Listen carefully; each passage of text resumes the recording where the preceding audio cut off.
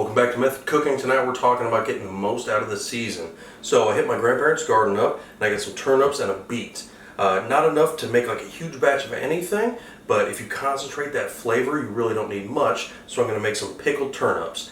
In the pickled turnips, I'm going to do a little bit of beets. That's going to give this kind of plain white and almost like pinkish or like rosé color. So we've got some coriander, some fennel, salt, a little bit of garlic, some white distilled vinegar. We're going to do a little bit of water to make the brine. This is just kind of like a quick pickle, so it's really easy to do at home without messing up. When it comes to getting ready for the brine, it's kind of an order of operations thing. So I've got a pot of water behind me. I can use that to sterilize the jars I'm putting it in. But for the brine, we're going to get that going so it can simmer while we cut the vegetables. To that, we're going to do about 2 cups of white distilled vinegar. When I'm using a pot like this, I do kind of measure it out a little bit just because it's tough to gauge as you're putting it in the pot. So I'm going to do about 2 cups of white distilled vinegar, a few shakes of some coriander, a few shakes of some fennel seed. We're going to do about half a cup of salt, a nice spoonful of chopped garlic. I'm also going to add about 3 cups of water, and then we're going to get that on the stove so it can simmer. So while I'm using a charcuterie knife to peel these, you definitely don't have to use whatever your knife you have that feels comfortable and is nice and sharp. So we're going to cut off just below where those stems are at. That's going to be something that's going to go to compost or out to the trash. Cut off the top and the bottom like every other round vegetable, so we've got something that's nice and flat to work with. And then we're just going to go right around the outside in a kind of curve motion to get just barely below that skin, but leave as much of the turnip meat, I guess you could call it, intact in there. With the turnips, I'm going to cut them so they almost look like large matchsticks. That way I can use them inside of like wraps, almost as a garnish. So we're going to cut them in half. That way, again, flat side. Cut long pieces like that, flip those on their side, and then cut them again so it's all kind of like a uniform size and shape, so that once they do get pickled, they're really easy to use and apply to all sorts of different dishes. Beets are notorious for their red color and their staining. So while I've got the turnips cutting in a bowl and off to the side, I've got myself set up with a red cutting board, and some plastic wrap over to the side. A glove in my hand so I don't go to work tomorrow with a purplish reddish hand, but I'm going to get this cut, and as it gets done I'm going to put it on the saran wrap, and then I'll leave it there until we put it into the jar to pickle.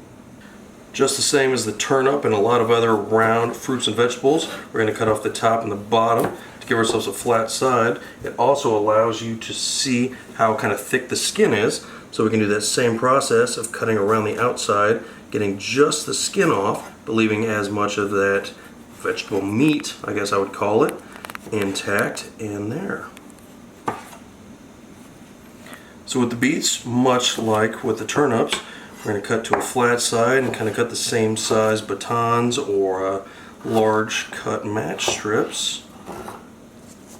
And as we get those cut, we'll either put them to the side of the cutting board or over on that plastic wrap so they don't stain your countertop.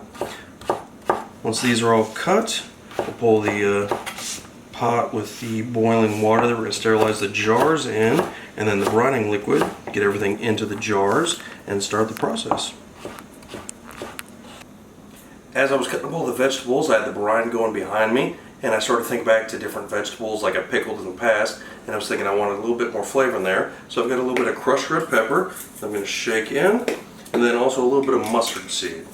So I'm going to put those in, put it back on so it can simmer just for a few minutes, and then we'll start getting stuff in jars. Now that we've got the jars sterilized, we'll bring those over, as well as the pickling liquid. So with a pair of tongs, because everything right now is super hot, with jars set up on the cutting board, shake out that excess water. To those, we're going to add the chopped up turnips. I'm just going to kind of split these between the 2 jars.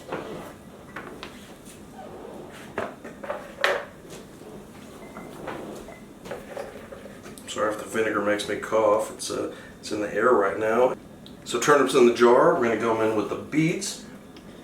We don't need much, but it is going to add a really nice color and a little bit of flavor. Again, I'm wearing a glove because I don't want to walk around with a red/purple hand for the next few days. But if you don't have gloves at home, that's alright. You can just explain the red hand to your friends and family. So those in and ready, going to take that pickling liquid, and I use a ladle just so I don't make a big mess. I'm going to go in over the top of both of those. You want to make sure everything is nice and submerged.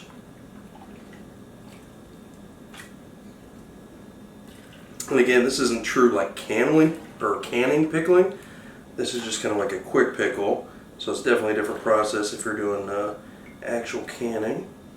Once everything is covered, fish out the tops and the lids, get them sealed. And then part of this process, we're going to leave these just kind of in a cool place for probably 3 or 4 days. So we're going to label them with a date.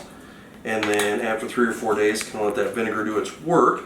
We're going to come in and get them in the fridge. And in the fridge, they'll probably be good for another at least 2 or 3 months. Turnip and beets in the jars. Everything is solid and sealed. We're going to get those labeled. I'm going to keep them in a cool place, like I said, for like 3 or 4 days before they go into the fridge. Nevertheless, for a few months. You can already see some of that color coming out of the beets, giving those white turnips a nice pinkish color.